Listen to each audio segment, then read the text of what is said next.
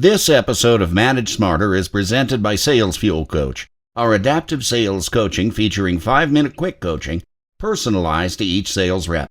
Learn more about Sales Fuel Coach at salesfuel.com. Welcome to the Manage Smarter podcast with hosts C. Lee Smith and Audrey Strong. We're glad you're here for discussions on new ways to manage smarter, hire, develop and retain talent, improve results, and propel team performance to new heights. This is the Manage Smarter podcast. Welcome, everyone, to the Manage Smarter podcast. You know, Lee, we ask a lot of questions around here on this show over the past 2 seasons. Well, I think that's our job, right? Yes, and curiosity is a good thing if you ask a lot of questions or you are a lifelong learner. Our next guest says... Unless you're a cat. That's not so good. Well, not knowledge, yeah. Yeah. It says that that's what you want to do. That's what makes great leaders and great managers. Dr. Diane Hamilton, thank you for coming to our microphones. Oh, well, thank you for having me on the show. I was looking forward to this, Audrey and Lee. It's so nice of you to invite me. Yes. Well, let me introduce myself. First of all, I'm Audrey Strong. I am the Vice President of Communications here at Sales Fuel. And I'm C. Lee Smith, the President, Founder, and everything else at Sales Fuel. Janitor, plumber, whatever it takes to get the job done. That's what yes. I do. So Dr. Diane Hamilton, let me share a little bit about our guest. She's the founder and CEO of Tenera. She's also a nationally syndicated radio host. She's a keynote speaker and the former MBA program chair at the Forbes School of Business, author of Cracking the Curiosity Code, the Key to Unlocking Human Potential, and the creator of the Curiosity Code Index Assessment. And guys, you want to take this. You can take it at curiositycode.com, and we'll explain a little bit about what that is during the interview. She's part of the C-Suite Network, which is how we've come to know her. Also is part of the Jeffrey Hazlett group that we're a part of as well, the network, and has shared the stage with other top speakers, including Marshall Goldsmith, Martha Stewart. I could go on and on, but Dr. Hamilton, you think you got enough going on there? I'm a curious person. I find it, I get bored easily, so I like to do a lot of different things, but thanks. It does sound like a lot when you put it that way, though. Well, and if you follow her on social media, where she's like in different parts of the country, like every day, so it's fascinating just to kind of watch you go around the world. That's right. I'm like Carmen Sandiego, right? Exactly. What makes why is curiosity so valuable for not only our personal lives but our work life and careers? Well, isn't that the most important question? Because, I think a lot of people recognize the importance of motivation and drive, and I think they recognize the importance of creativity, engagement. You list all the issues that organizations struggle with in terms of soft skills, emotional intelligence, that type of thing. Everything kept coming back, to motivation and drive, of course, but then what I found was it goes back even further. It goes back to the spark of curiosity. And it's been so interesting to have guests on my show who are creativity experts or engagement experts or whatever their, collaboration. It doesn't matter what their specialty is. If you ask them what comes first, I've never had anybody say it wasn't curiosity.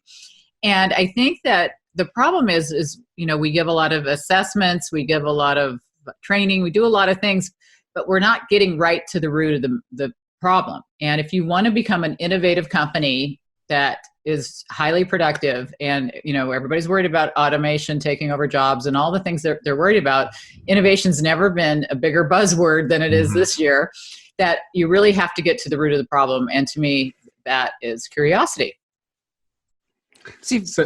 Before we all got into the Zoom room here, Lee and I were talking about your curiosity inhibitors. So give us the 4, and then we each guessed which one we think is most not popular but prevalent. Oh, you only bring that up because you think you're right. I think I'm right. Okay, but I'm curious. I'm not sure if I'm right. We'll see. Yes. Okay, so.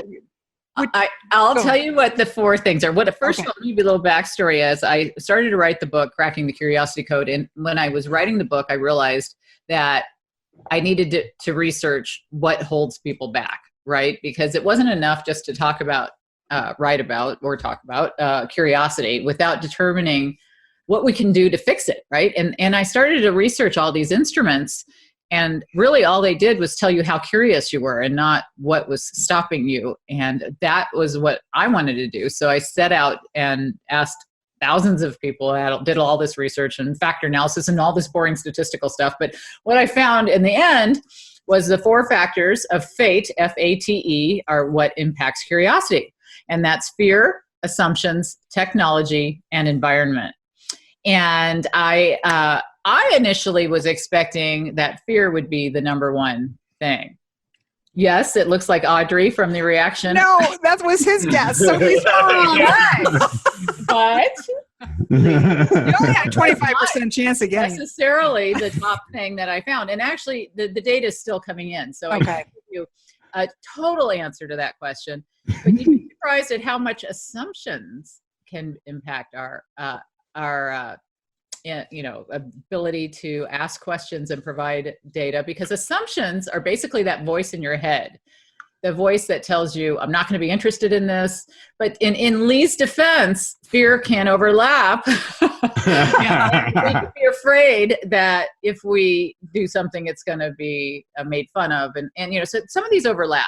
Yeah. So let's start with fear. Fear, basically, if you look at it, fear is fear of failure, fear of embarrassment, fear of loss of control. You think of all the things you fear. Nobody wants to be the person in the meeting asking the questions who look stupid because they asked something that nobody wants, to answer, or they just don't want to be rejected or unprepared or whatever it is. And so we looked at all these sub-factors and we looked at fear, and fear was really, actually, if you look at all 4 of them, they were pretty even. So both of you, Jen, can be right. I would give you both equal. Well, I said environment, but we'll get to that. I was hoping it was environment, but yeah. Well, environment is the biggest for me, I'll tell you, Audrey. So I'll give you that. Okay. So you both won.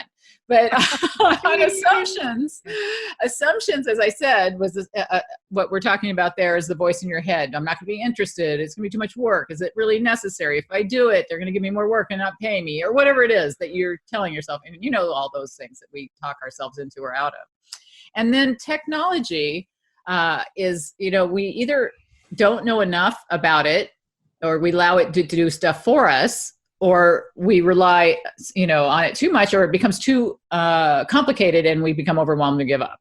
So there's a lot of things to deal with technology. If you completely just used a calculator and never knew the math behind it, mankind wouldn't probably go too far. We need to know the foundational aspects of it. But so we got to be careful not to rely on it too much, but we really should use it to the greatest advantage, because we can find out so much now. I mean, I'd say her name, but she'll turn on in the office here. But my Echo device, I use it all the time for little things, but we have to know the foundation.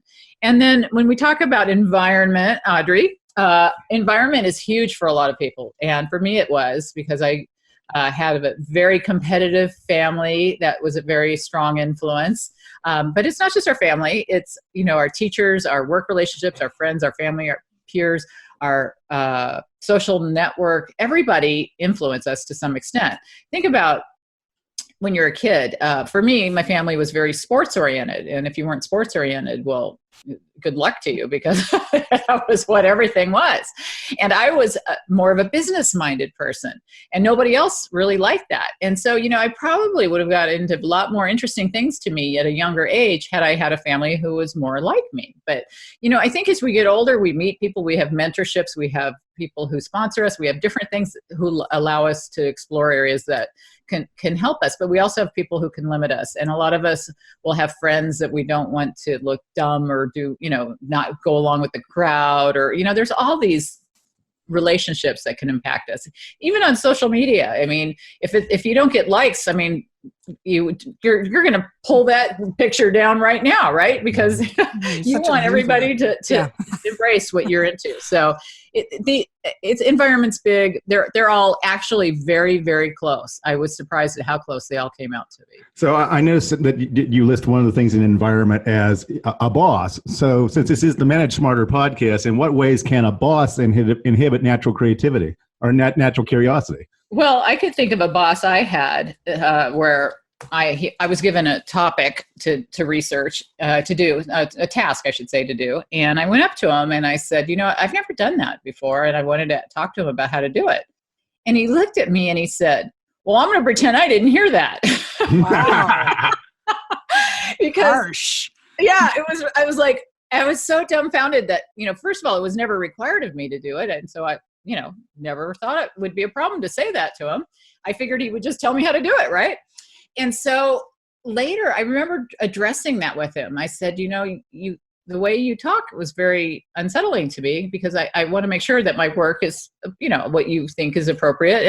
And he goes, well, give me an example. And I told him, I said, you said that to me. And you could tell it had not even occurred to him that was a bad thing to say. It wasn't even on his list, in his radar. And people say things that they don't even really necessarily mean. What he's thinking maybe is that, I can't believe our company hasn't taught her, we should have had better training. He's not maybe necessarily blaming me, but you can shut somebody down so quickly, not even be aware of it. I had a boss that I asked a question of because I was curious about the way something was working in the company. And one of his favorite lines to me was like, that information is on a need to know basis and you don't need to know. One sentence, see ya.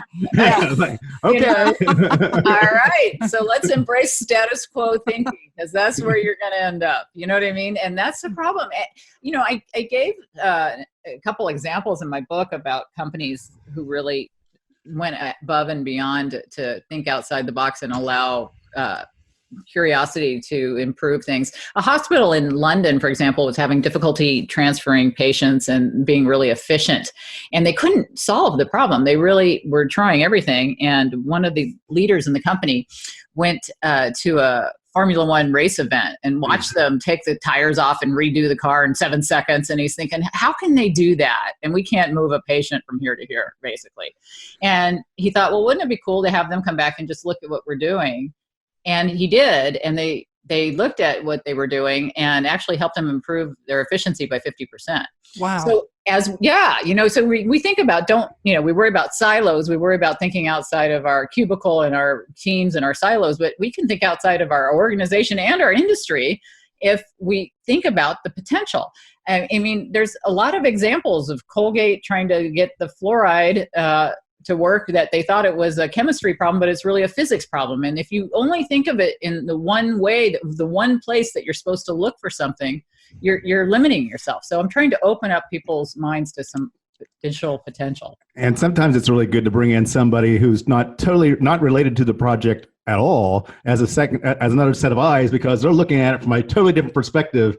Right. And the people that are immersed, and for example, code, when you're writing code for programming and stuff, and the geeks will be in there and they'll be pouring over and they'll miss something, and I'll walk right in and it's so obvious. Oh yeah, that line here doesn't make any sense to me. Why is that in there? It's like, oh, great. It's like I've been looking at this code for 3 hours and we haven't been able to figure it out. And like, you just waltz right in there and point it out.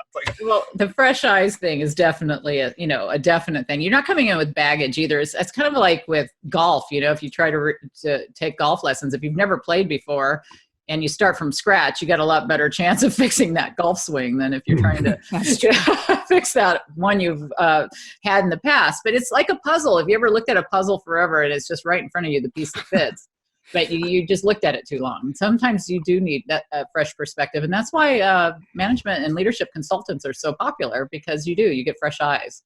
I kind of think of curiosity as sort of like an engine. And I, in my mind, that's how I see it. And so when I look at fear, technology, assumptions, and environment, these inhibitors, so for our management audience, I feel like it's the go-getter employee versus what I call the no-getter. And particularly in older workers, when you say your research shows that our curiosity wanes as we age, what is your advice to our audience about how to turn a no-getter into a go-getter?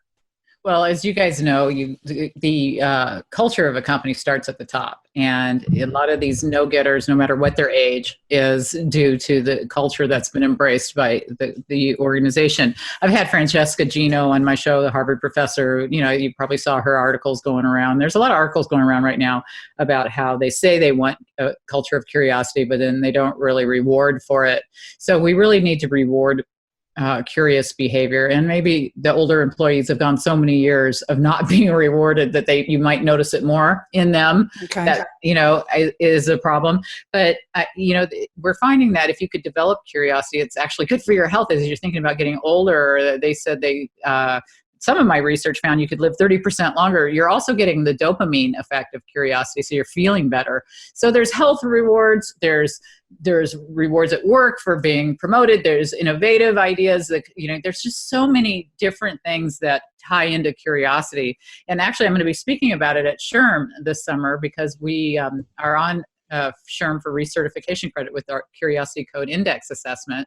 And so I've got one of the mega sessions, going to be really exciting to talk to so many thousands of people about, the value of improving curiosity and how HR and leadership consultants can, become certified to give the CCI and get their organizations much more curious, because it all ties back to the bottom line. Everybody wants to make more money. Everybody wants to be more engaged. Everybody wants to enjoy what they're doing, and they should. How can a leader or a manager model better curiosity for their team so that their team then picks up on that and becomes more curious themselves? Well, I had Keith Kroc actually wrote the foreword for my book, and he's the billionaire genius behind DocuSign IPO that just went, IPO. Yep. And he's a good friend. I'm on the board of advisors for DocuSign. He's the nicest guy. And he actually represents what I think a lot of leaders could really emulate. He admits he doesn't know everything. He surrounds himself with people who are really bright, and he makes that very clear. I am not the best at XYZ, and I hired this person for that reason, and I have a great team. And you support people, and you don't do the blowfish thing where you pufferfish thing where you try to seem like you're bigger than you are. And a lot of leaders do that, and a lot of leaders don't let themselves be vulnerable. And you have to say, okay, I want a culture of curiosity, and I'm going to show you I'm going to start asking questions that I normally wouldn't ask, because it would look like what this leader doesn't know everything, and let them explore the fact that they don't know everything, and be honest about that. A lot of leaders will just pretend that they know the answers to everything so that not to look bad or lose face. But actually, I think the humility is a definite requirement in curiosity. And, I had Amy Edmondson talk about the Chilean miners getting them out from underneath the rock in that major catastrophe, and how they had to embrace humility and curiosity to work in a really engaged culture. And it's in a state of emergency, people seem to be able to do it. They can give up that ego, and we have to be able to recognize that, you're going to cut off your nose to spite your face if you're going to lose the company to lack of innovation if you aren't willing to show the vulnerability. So the CCI, you can take it on your website, curiositycode.com. We've got just about a minute left with you. It's $49, right? Did I read that correctly? Right. Right now it is, yeah. How long does it take to take it? And came out at a low price. Yeah. So you want to tell us a little bit more about that? How long does it take for somebody to take it? Well, it's very similar to taking like an MBTI at an EQI or a DISC kind of assessment. It's just 32 questions. Okay. You get quite a long, good report, similar to what you'd get in one of those assessments, maybe 20-page report type of thing, depending on how many issues you have. And it basically gives you feedback on each of the 9 subcomponents of each of those 4 factors. So there's 36 questions. I think I said 32. 36 questions. And basically, you get an action plan for how to move forward with each of the factors so that you can improve. And it tells you how to make that measurable and make goals to be better. Fantastic. You can get the book on that website too, everybody. And she's at Dr. Diane Hamilton on her Twitter. Diane, this has been a pleasure. What an interesting topic. What unique research. Fascinating. Thank you so much. It's so nice of you to have me on the show, Audrey and Lee. It's so great to see you guys again, too. And also, Diane's got a great podcast of her own called Take the Lead, where she interviews inspiring individuals who share how they achieve success and how you can, too. So I'll give that a listen then. If once you're done listening to every episode of Manage Smarter, go over and listen to Take the Lead. But not until after. Not until. Thanks again. Great having you. Oh, thank you so much. Thanks for listening. If you enjoyed the show, please rate and recommend on iTunes, Overcast, or wherever you get your podcasts. You can also get more great information at salesfuel.com.